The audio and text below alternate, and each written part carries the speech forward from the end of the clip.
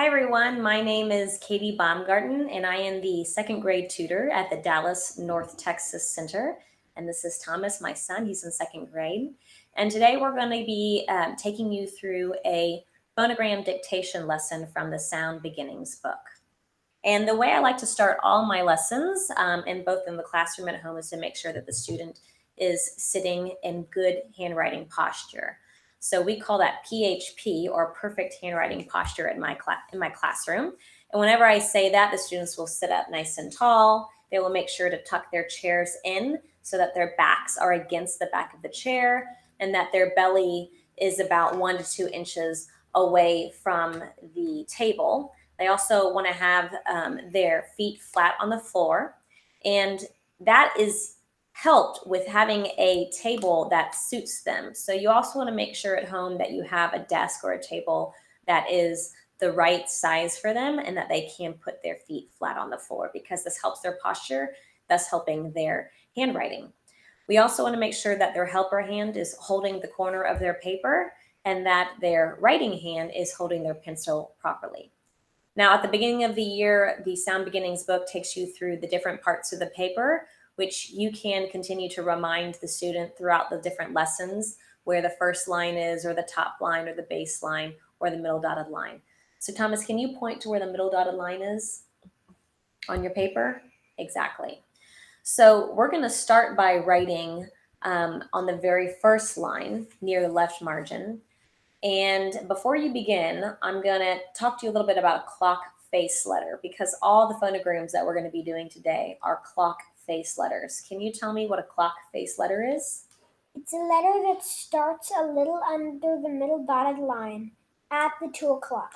That's right. It starts at the 2 o'clock. And at that point, you might want to have the student draw a clock on their paper, or you can write a clock with the 2 above a line on the board so that they can visualize where to start.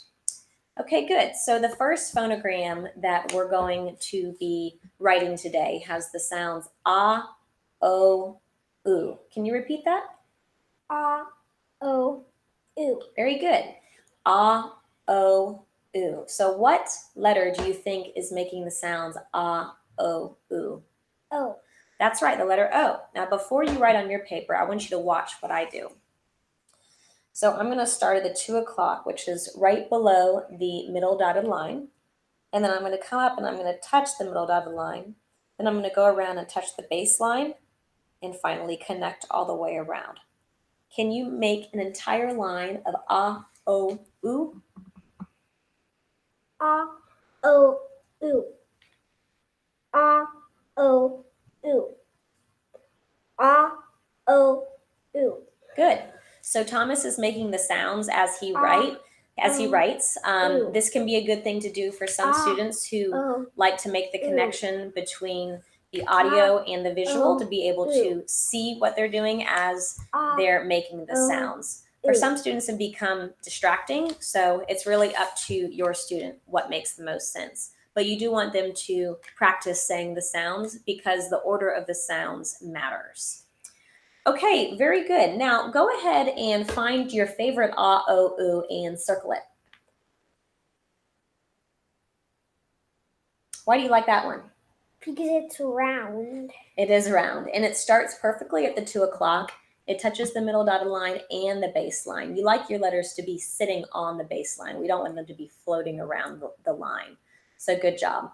I like to have my students to pick out their favorite one. This makes them feel proud of themselves, and it also encourages good handwriting, and so that they can recognize what a properly written letter looks like. Okay, the next phonogram that we're going to do is k, s. Can you repeat that sound?